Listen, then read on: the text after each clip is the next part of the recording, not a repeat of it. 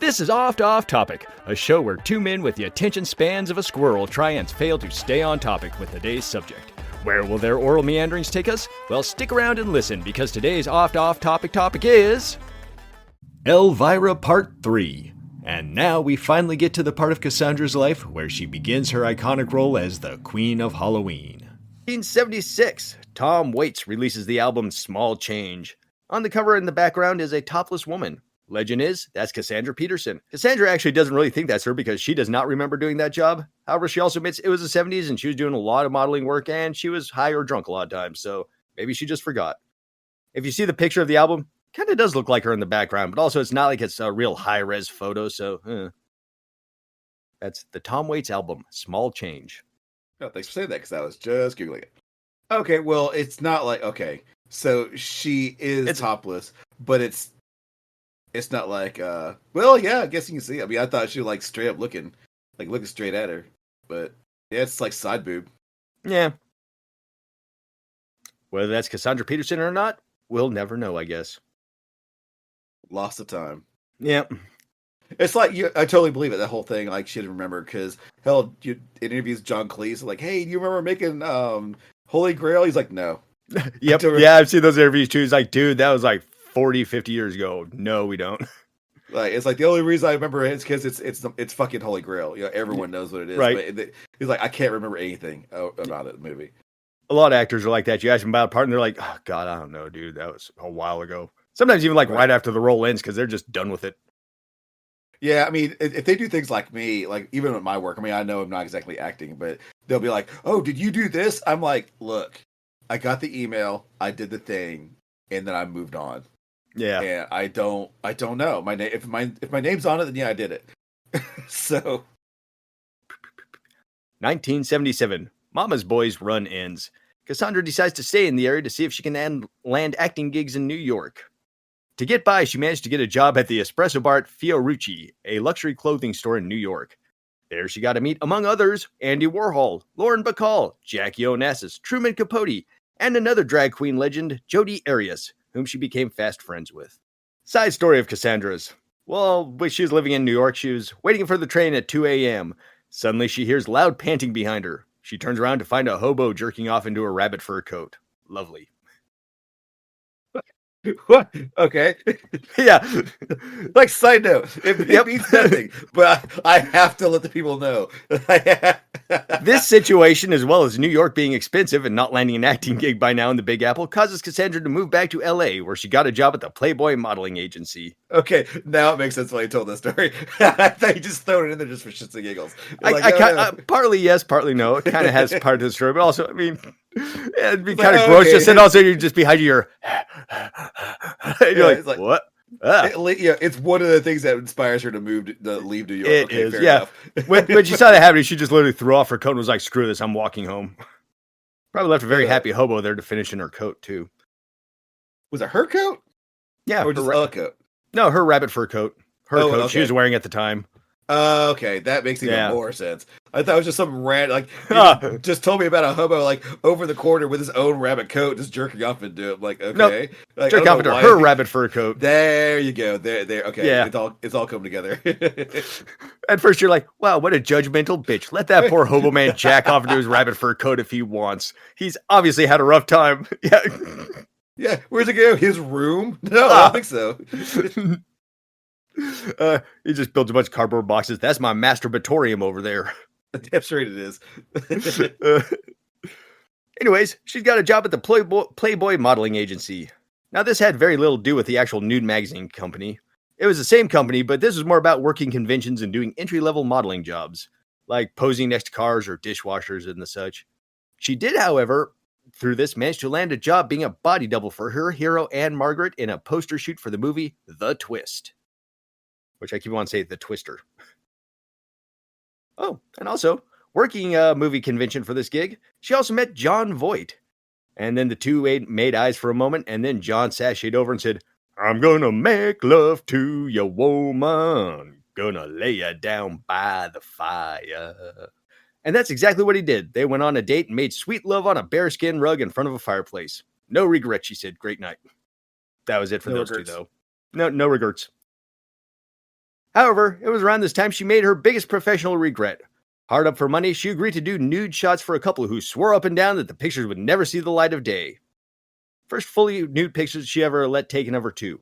She had no problem with topless shots, but at that point she drew the line at showing pubic hair. However, she really needed that $500 and agreed. This would be a bummer because soon came Elvira, those photos were everywhere, and since she agreed to them, nothing she could do about it. Yeah, it sucks. Yeah. She also got a job being Raquel Welch's assistant during a movie shoot. Cassandra said Raquel wasn't super nice to her during this shoot, always sending her on errands that seemed pointless or impossible, like finding fruit that wasn't in season or magazines that may or may not exist. It wasn't until after it was over she learned that Raquel's horny slut of a husband was on set trying to bang everything in sight. So Raquel was sending all the hot gals away on missions to keep him away from them. Kind of makes sense. Fair enough. Yeah, right. Yeah, she learned that fact. She's like, oh, I get it now. And apparently she met the horny French dude. He was literally just like a horny dog trying to get on everything. Yeah, okay, fair. You know what? Okay, I was having opinions about her that almost immediately changed. Yeah, okay. Yeah. That was kind of my thought reading too. It's like, well, that's kind of a bitch. Okay, I can see. Her career wheel still spinning and unable to get traction, she then decides to join the popular comedy improv troupe, The Groundlings, to learn the secrets to the art of improvisational comedy. And in case you're wondering what that secret is, the secret is never say no. Always say yes and, or not only that, but.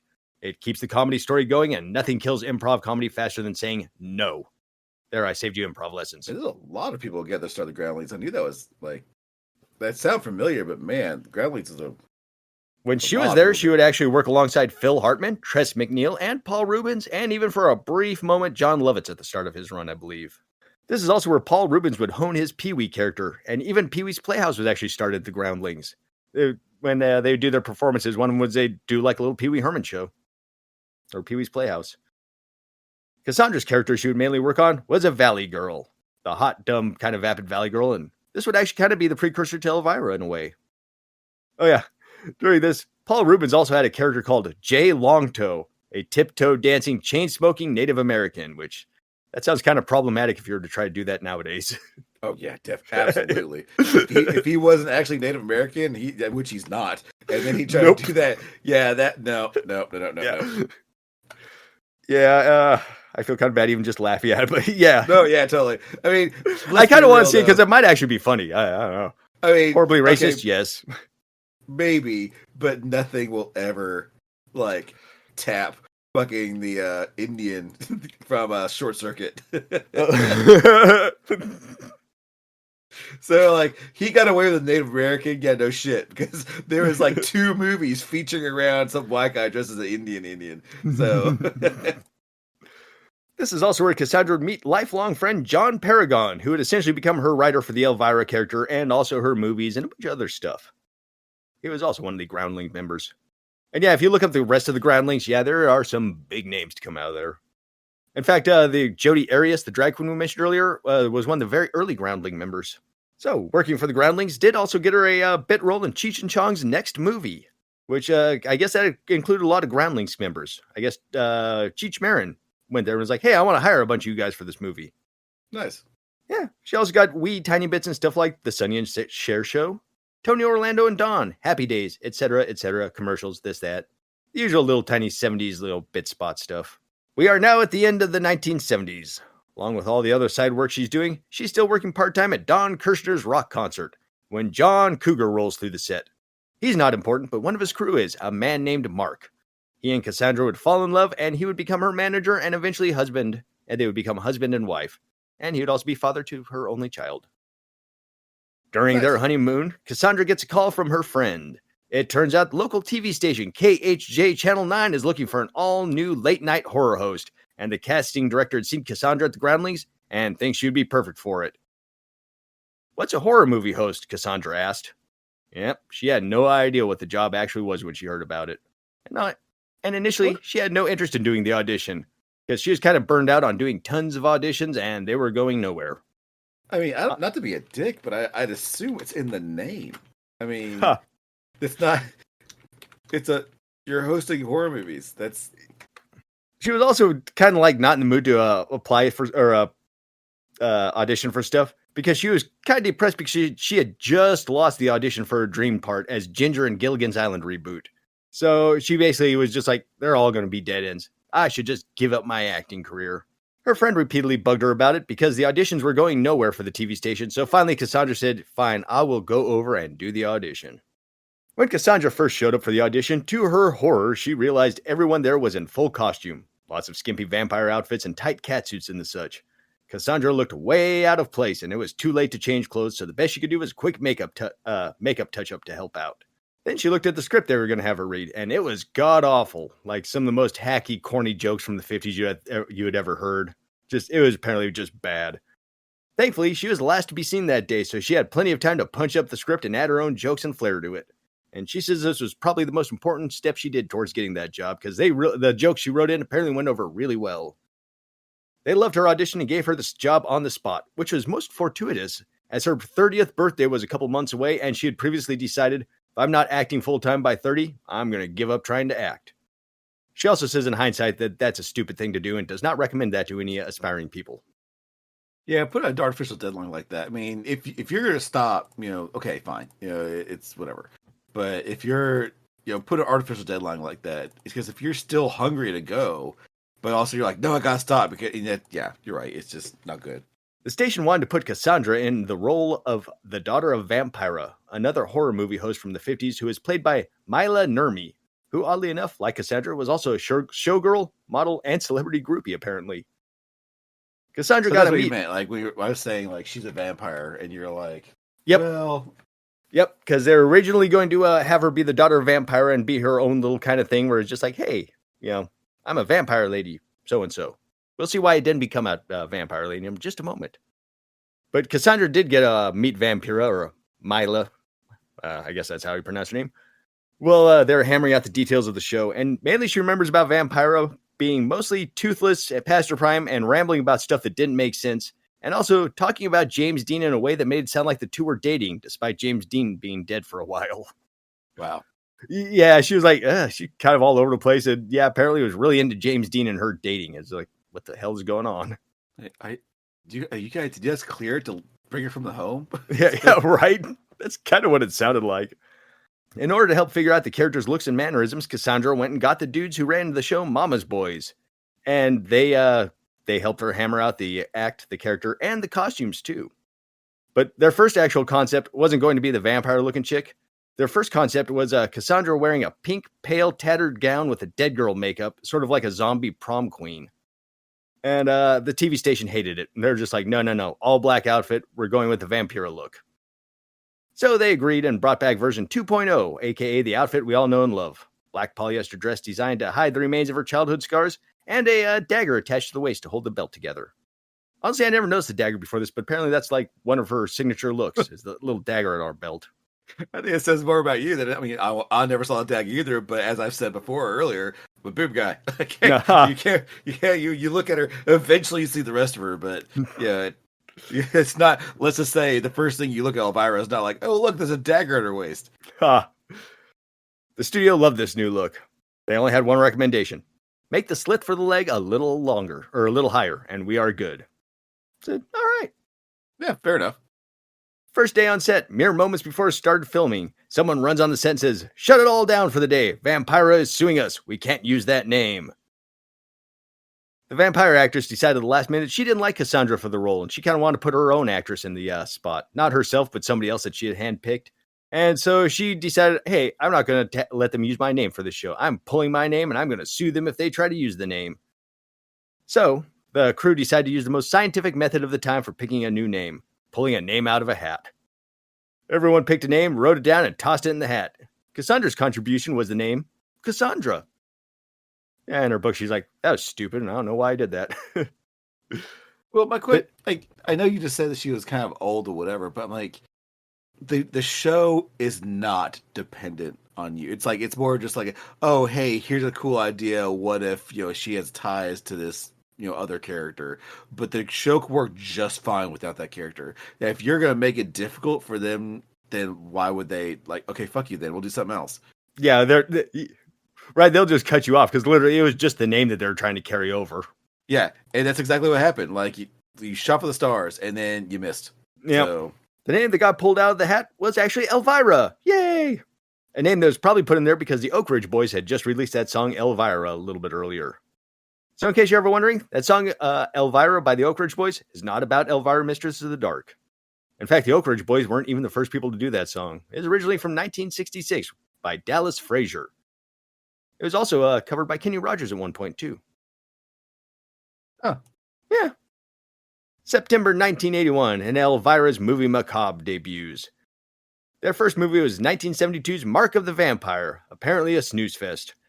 The show airs midnight on Saturday and replays Sunday afternoon as an alternative to football, because apparently that station wasn't rich enough to carry football at the time.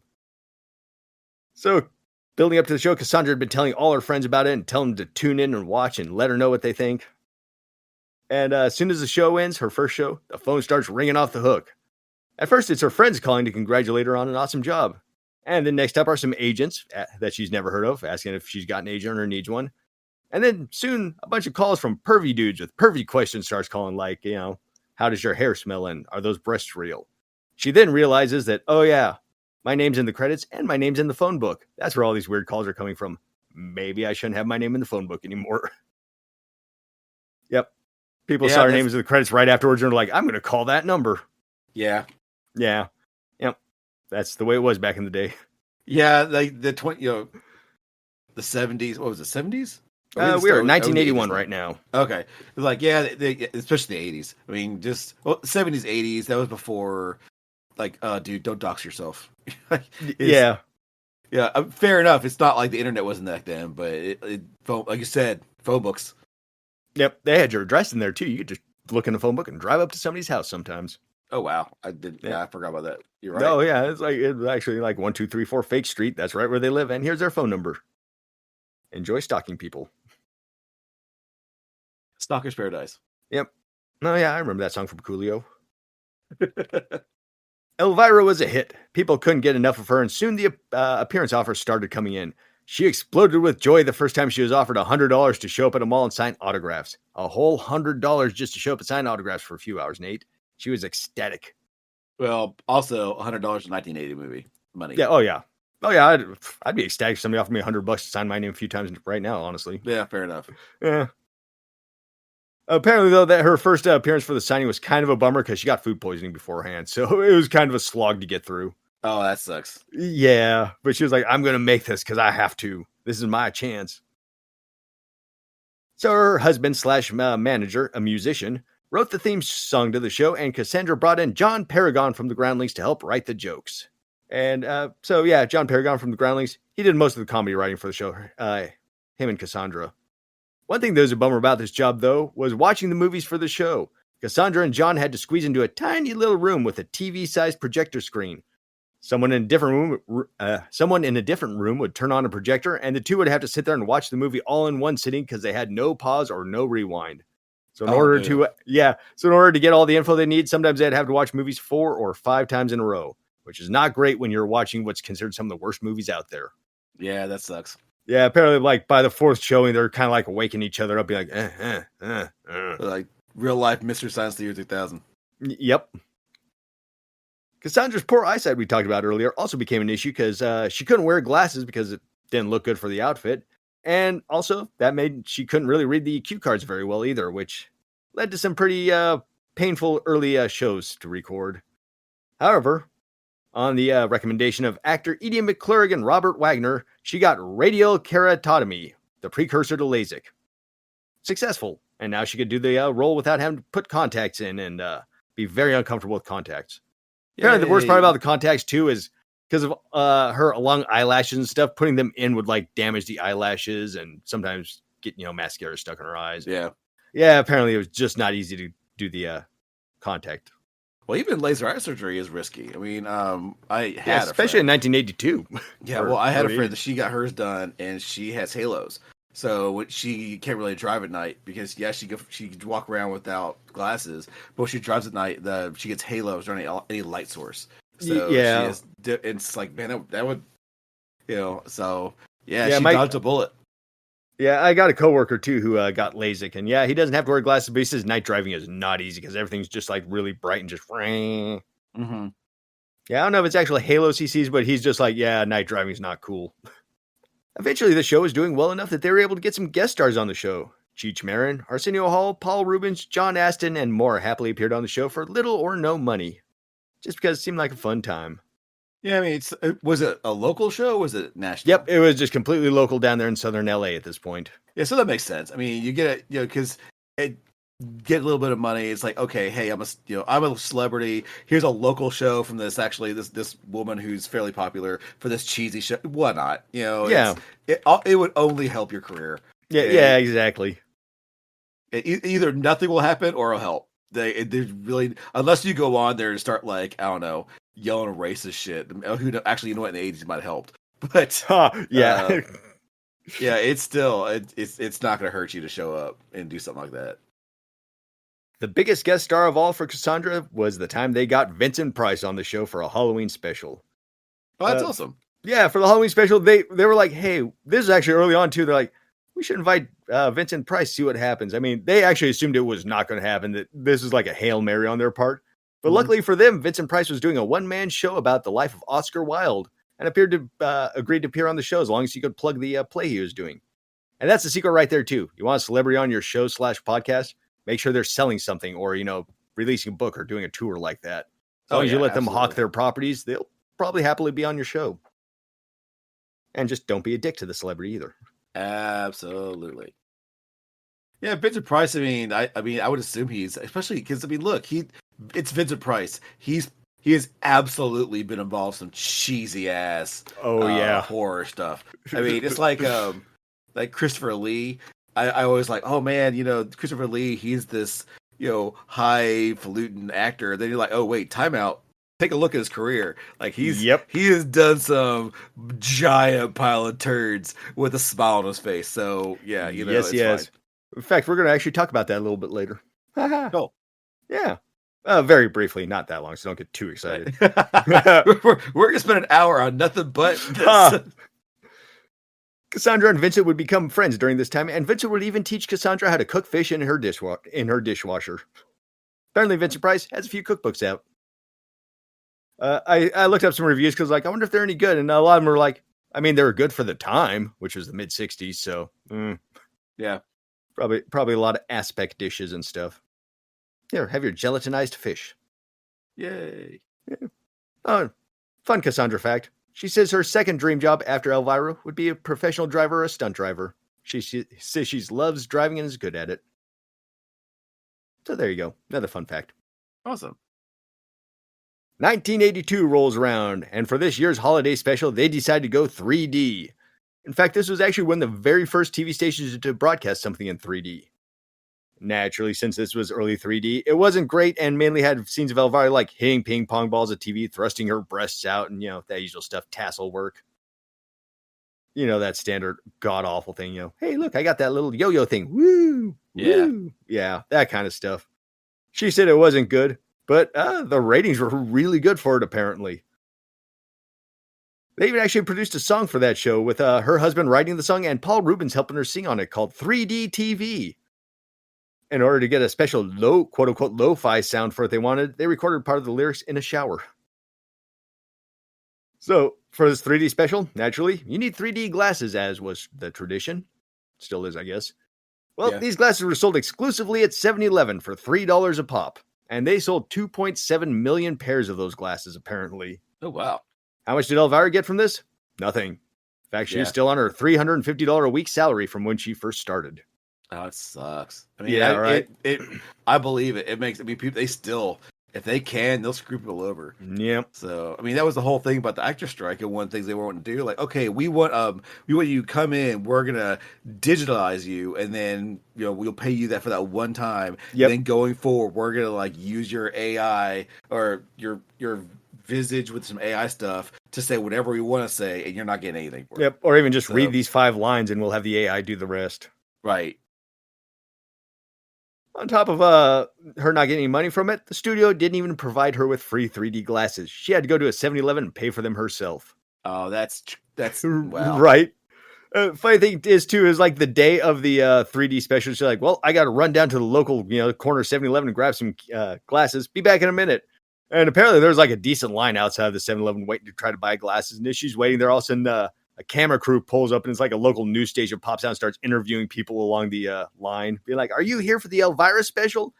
And well, all of a sudden, Cassandra realized, "Oh wait, my nails are painted black," which that wasn't really that big of a thing back then. And also, people are probably going to recognize her voice if she talks on TV. Mm-hmm. So as soon as the news crew showed up, she just had to vamoose and go find a 7-Eleven a few miles down the road. I mean, yeah.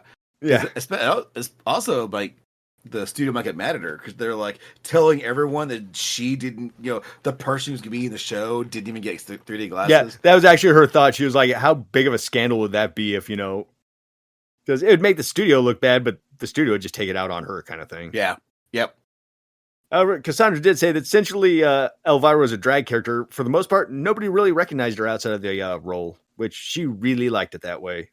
Oh, absolutely. Yeah. Because I totally. I mean, when I saw her without her wig and stuff, I didn't recognize her at first either. I mean, you look at her, yeah, sure. I mean, it was the whole Superman Clark Kent thing. Yeah, exactly. But if you saw her on the street, you'd be like, huh, she kind of looks like Elvira sort of ish in a weird way. Whatever. Mm-hmm. And we're also touching on their salary in the studio being cheap. So after this special blew up and became huge, and Elvira was kind of a household name after this down in Southern California, she did go in there and tried to negotiate for more money. And they were like, most we can ever pay you is $500. That's it. Don't ever ask for any more. So Cassandra did something very smart. Whenever they would refuse to give her a raise and they're like, nope, can't pay you more than $500 a week, she would instead ask for certain rights for the Elvira character. Like, hey, can I have the rights to do commercials with this character? Can I have the rights to do, license my looks for toys on this or posters? Eventually, she kind of nickel and dime them. She wound up getting all the rights to the character that way. Like every last one of them. She actually owns the Elvira character of that because she's like, nice. Yep. And eventually she still made $350, but she had all the rights to, or $500 a week. But that was genius. That was perfect. Like, especially after they treated her like that. Nice. Yeah, I applaud her on that. I was like, that is genius. I mean, that's like George Lucas Star Wars. He was like, oh, yeah, I'll take a lower cut. Like when he first put the original ones out, I was like, yeah, I'll take a lower cut of the movie, but let me get the marketing and the merchandising rights. Yep. And they're like, yeah, sure, whatever. And he's like, now he's sitting his gold throne somewhere. Yeah, right. I mean, because back then they're like, what kids are going to want to buy toys of this show? But same thing actually happened with the South Park guys with the digital rights to their show. Right. Really, like in the very late 90s or early 2000s, they went to Comedy Central like, hey, it's part of the negotiation. We want the digital rights to the show. And all the big fat cats are like, that's a stupid thing to ask for. Who wants to watch stuff online? And apparently those rights are worth way more than anything else they have. Yep, absolutely. And I was thinking it's almost like the reverse Howard the Duck. Yeah. Like the creator, she was the creator and ended up getting the rights. Meanwhile, the creator Howard Duck's like lost the rights almost immediately. Yep. You could almost say that Howard the Duck lawsuit might have had some influence in this too, maybe. Yeah, I mean, if she paid attention to it, like... Yeah, or maybe her agent did, or somebody along the line was. Her manager, very husband. Smart that she did that. Very. Yep. Bravo. Good job, Cassandra. Way to work the system. Also, another really good reason for her to get the Elvira character. In 1988, that station, due to, bad management, basically went under and was sold to the Walt Disney Company. And if they still owned the rights to Elvira would have been a Disney character. And Elvira was like, they wouldn't have done anything with that character. They would have scrapped it. Yeah. I mean, maybe nowadays, maybe, but, Disney back then, absolutely not. Yeah. So back to the 3D show. It was huge and led her to her first appearance on Johnny Carson. Oddly enough, though, they wanted her as Cassandra Peterson and not Elvira. Pretty much the only time that would actually happen. That's she also, yeah, right. She was like, well, but after that, everybody just wanted Elvira. So yeah, I mean, it's like having Kiss on. Like, yeah, sure. Now right. Everyone knows them, but like back in the day, without your makeup, you're nobody. Like, who the fuck are these people? So I still remember seeing clips of their first interview without their makeup on, and it's just, I don't know. For some reason, it was very disappointing. It was disappointing for everybody. Yeah, it's just like, oh, come on, it's the magic is gone. It's dumb as it is. Yeah, go in there with your makeup. Yeah, I was like, Gene Simmons now just looks like he wants to sell me insurance. What the hell? I mean, it's almost like, and this is not a 1-to-1 either, but like the first, I thought of that. I also thought of, you ever watched that Halo show that came out a bit ago on Paramount Plus? Have you know of it? I do know of it. Man, the biggest thing they do in that show is like, okay, Master Chief has his helmet on. No, the whole thing about that, like, no one saw him with his helmet off. He was his outfit. And then the TV show comes off. First thing they do is like helmet off. And in fact, one scene, I mean, he shows up and he's walking. Everyone's like, "Oh, look, it's a Spartan." And then he has that helmet on for like 2.3 seconds, and then takes it off, start talking to somebody. I'm like, same thing. Like the Elvira is her Halo costume, her Halo armor. Like you leave that shit on. Yeah.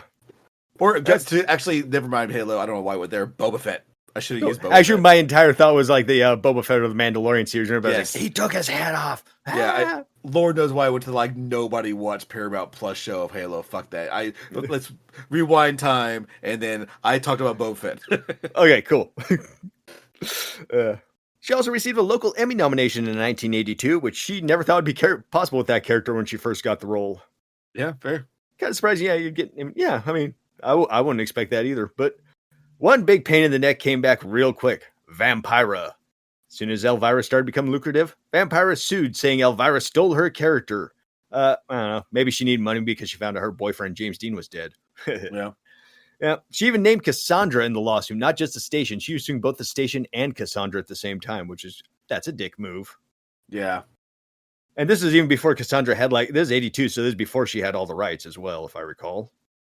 And also that, like, okay, look, you cause problems. Like, you can't use this character unless you use other person. And so they're like, okay, then we won't use your character. And like, because Elvira, I mean, obviously she won, but it's like Elvira, the character Elvira was not. They were like, oh, we made this character. We're putting this loose link with this other character. Yeah. And once they cut that line. Yeah, and that's why it was like, she was kind of supposed to be a vampire at first, but no, she's not. For legal reasons. Now, definitely for legal reasons. Yep. So Cassandra and her husband / manager had to come up with $35,000 they didn't have for lawyer fees. Boo. Yeah, that really sucks. I mean, the way our system works, it's like, it's not, you don't need a lot of money to sue somebody, but you need a lot of money to defend yourself. And you could sue anybody for anything at any time if you want. Mm-hmm. Especially back then. There's a lot, I mean, there's more like guardrails now, but not by a lot. Yeah.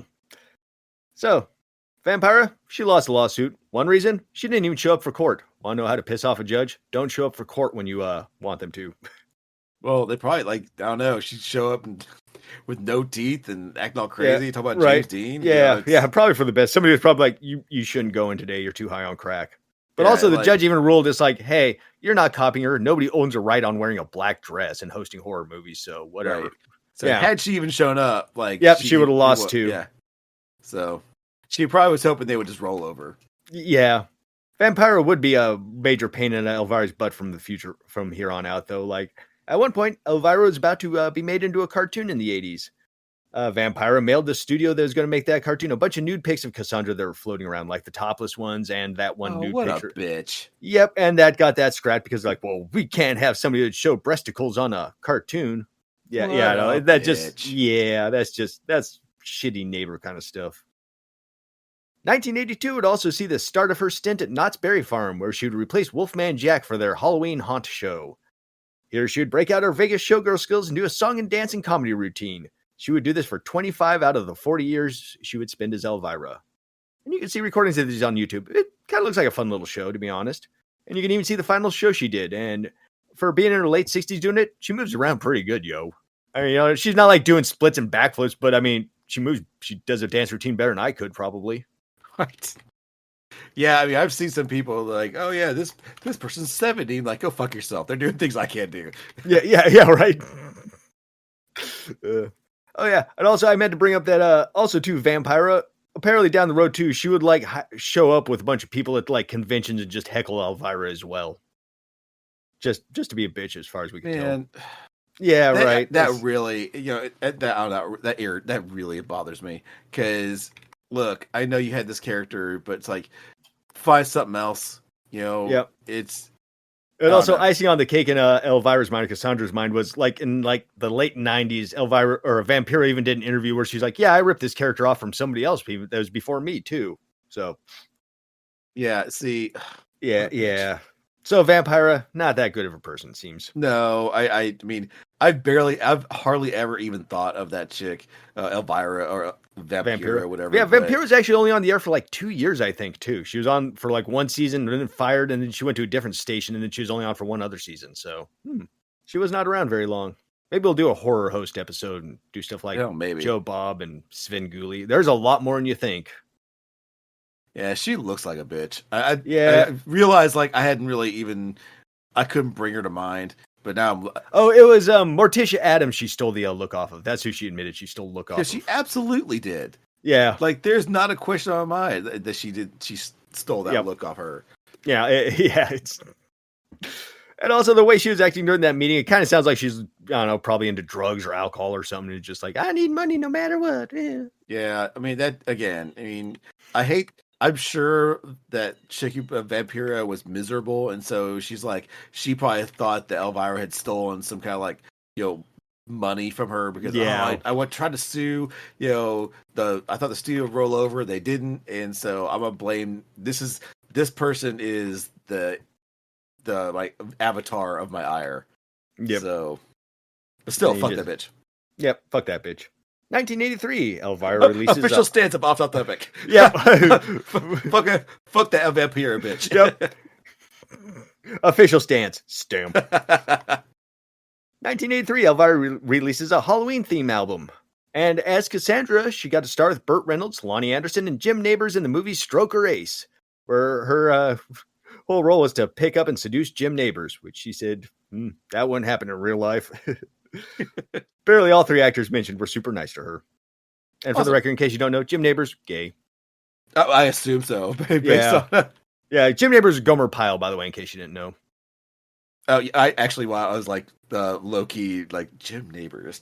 Yeah, I meant to write in Gomer Pyle, but he was Gomer Pyle also. And I actually misspelled it. I spelled neighbors as in like my neighbors versus neighbors Nabors. Also, Jim Nabors, very, very good opera singer, like classically trained. Oh, yeah. Yeah, like the dude could sing. You can find all that stuff online, too. I think I actually saw, there was a bit, Gomer Pyle in an episode of, oh, God, totally blanket, not Matlock, but... Andy Griffith? Andy Griffith, thank you, Jesus Christ. There's an episode of Andy Griffith where, what's his face? All the names.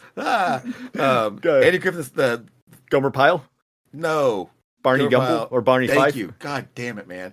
Barney Fife, he was supposed to sing, right? And so he was a terrible singer. He'd get up there, and so to make him feel better, because they wouldn't just tell him, dude, you suck it off. He would sing really low, and Gomer was behind him, behind the sheet in the background, and he was really singing. So that's how they kind of I've seen him sing before, based on my memory of watching that episode of Andy Griffith.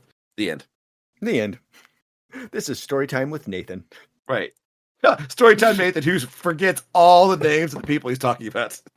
That makes your storytime like a Mad Lib. Right. The guy who did that thing that one time. Yeah. He has a face and eyes and teeth. Buster Keaton, that's it. But I'll tell you what, man, you are on fucking point. Like through all these podcasts we've been doing, I'm like, I'll toss up minimal information. You're like, I don't know, Clark Kent. That's exactly right. You nailed it. You've done some haymakers that just clock. And I hit on them. Sometimes I'm just like, wow, that was all right. I gave you credit, man. You are on point in my ramblings of trying to figure out who fucking people are. March 9th, 1984 was declared Elvira Day in the city of Los Angeles. And later that same year, also in Atlanta, Georgia. And that year, she also appeared at the Grammys, where she met Michael Jackson, who shook her hand with that big old rhinestone glove, and apparently that thing really hurts to shake because those rhinestones are very sharp on it. But he said, much to her surprise, that he was a huge fan of Elvira, and he even wanted her to be in the Thriller video doing the opening voiceover thing. But the studio exec said no, and they got Vincent Price instead. And they were correct. Yeah. I like Elvira. She's awesome. Especially with this thing, I definitely have affection for her. But they were correct. Yeah. She even said, she's like, well, if I was going to lose out a job to the biggest music video in the world, it might as well be to Vincent Price. Yeah. Apparently, too, I guess it sounded like they were trying to find background character gigs for her, too, because Michael Jackson wanted her so bad in the video. But the studio was just kind of like, So Michael Jackson, big Elvira fan. Nice. Yeah. Well, it was. Well, yeah. Hey, kid, you want to come over and see an Elvira show? Yeah. his two favorite things, Elvira and little children. Yep.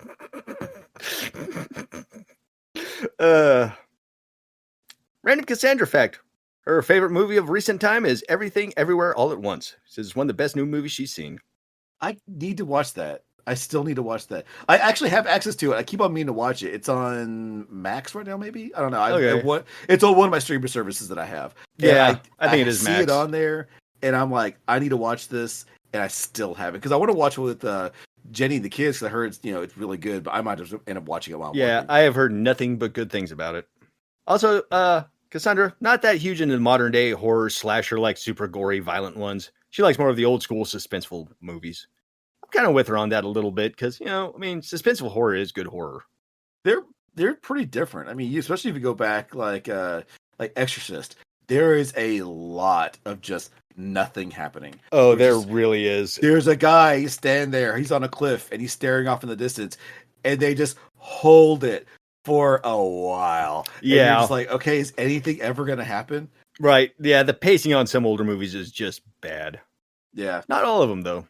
No, not all of them. And sometimes they can find like the balance of like, okay, it's not something happening all the time, and it's also not some dude standing there like just not even talking, just eerie music as he's standing there looking off in the distance, like, do I see a shadow in this distance? Yeah, and like, then theremin music plays.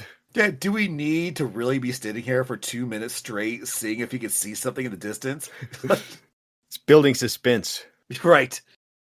So much suspense, and then nothing happens. The greatest terror of all. Right, and then all of a sudden a cat jumps out. Like, oh, yeah, meowing like ah. At this time, Elvira was getting bags and bags and bags of fan mail, and she remembers one day. It was pretty funny that she got a signed card from a bunch of prisoners at Chino State Prison, and a few letters later, got a signed card from the LAPD. Nice. Yeah, right. Shows that everybody liked Elvira back in the day. Well, still do, I think. Yeah, I mean, I think I unless they don't know who she is, they like her. Oh, actually, I asked my coworkers because I've got coworkers in 30s and one in his 20s. The one in his 20s didn't know who the name Elvira. In fact, he asked if it was Mexican food, but to his credit, we were talking about burritos a moment before. But once I showed him a picture, he's like, "Oh yeah, that one." The guy in his 30s knew who Elvira was, although he had a funny story, which I can totally see. When he was like really young and saw Elvira, he thought Elvira was a character that Dolly Parton played around Halloween for people kind of thing. And you know what? I could kind of get that the first time you see, be like, oh, because she does kind of look like Dolly Parton-ish. Kids have no idea who she is. I mean, again, yeah, the oldest is 15, so whatever, but like no clue. Yeah. I was talking about this this podcast we're doing, and just like nothing, like no recognition whatsoever. Staring at you. Yeah. Elvira started making a bunch of Tonight Show appearances at this point, and she also became the lead in Disney's Parade of Villains, where she had run into Bob Hope, whose wife was a big fan of Elvira, and Bob Hope's wife got her on a couple of those Bob Hope specials from back in the day that we all remember as kids that weren't that funny, I don't think. I remember watching them being like, it's a comedy special. I'm like, ooh, I'm ready to laugh, and Yeah, I mean, I've seen some of Bob Hope stand up. It's definitely for the time. Yeah, it is. At the time, they were all laughing, so clearly it was funny. And you know what? I'll trust them. Why? I don't think they're lying to me. I don't. I feel like I should laugh at this C. Everett Koop joke, but I don't know why. Yeah, it's like, well, maybe because I have no like frame of reference for anything he's talking about. Just sure, why not? Yep. From what I learned, apparently Bob Hope too. Good comedian overall, but apparently bad at improv. Like if you ever see any of his interviews and everything he does is super scripted, and you have to super stick with the script for him to be funny, kind of thing. Yeah, so I've heard. Well, you know what? Not everyone's good at everything. Yeah. Oh yeah, absolutely. Improv's hard. Being funny on the fly. So, part of me is like, what? And then before I even like started shitting, I'm like, you know what? Fair enough. Yeah. Not everyone can be witty. Some people can, like, if you give them pre-written lines, they can deliver. Like, some people write songs, and some people can sing. It's just it's all skill set. Very rarely is somebody everything everywhere all at once. Anyways. Okay, fine. Golf clap. I know. Let me reference a comment earlier in the episode that wasn't really that important. 1985, and Paul Rubens would hire Cassandra for a bit part in Pee-wee's Big Adventures. Oh yeah, she was in Big Adventures. That's right. Yeah, that was one of us because Jenny loves Pee-wee, and we've seen Pee-wee Big Adventures multiple times. So that's right. I forgot that she was definitely on that. I didn't see that movie the first time until I was like in my 30s, and you know what? It's actually not bad even as an adult. No, it's not bad. That is the one that terrifies me. It has that one scene which is really scary. Do you know what I'm talking about? The Large Marge one. Yes. Yeah. To the looking at I've seen it recently with my kids. First of all, my kids did not blink. Like that scene came on, like nothing, just stone cold. I'm like, listen here, you little shits. Like you guys want your YouTubes and your all like nothing scares you like that anymore. Well, I was terrified. I saw that in the movie theater and I about shat myself. So you guys can go to hell. And now it's like I see images of it, like for reasons that search came up because I was like, and it's claymation and it's dumb, but man, when I saw that movie, I literally about shat myself. Yeah, it's because it wasn't expected. It was just like a whoa. Yeah, and it went nowhere. She looked like this. He's like and then she dropped him off and drives away. Like, okay. It's like all that for just one like quick sight gag, and then they move on. Just to scare the shit out of a little boy Nathan. I just realized there has to be so much Large Marge fanfic on the internet. People writing stories about that. What happened afterwards? Yeah. There has to be like limitless. It has to be because the whole gag is like once he gets to the diner, they're like, "Oh, Large Marge died forever ago." Yeah, right. Like, ooh, scary. Yeah, spooky. Ooh. And that's going to do it for this episode. Tune in next time when we talk about the Elvira movie, which famous actors owe her a favor, and for some reason we talk about Jane Goodall having carnal relations with gorillas. All this and more on the next episode of Off Topic. This is where the ending jingle goes. This is where the ending jingle goes. I don't know if we need one. I don't know if we'll get one. But if we do, then here is where it goes.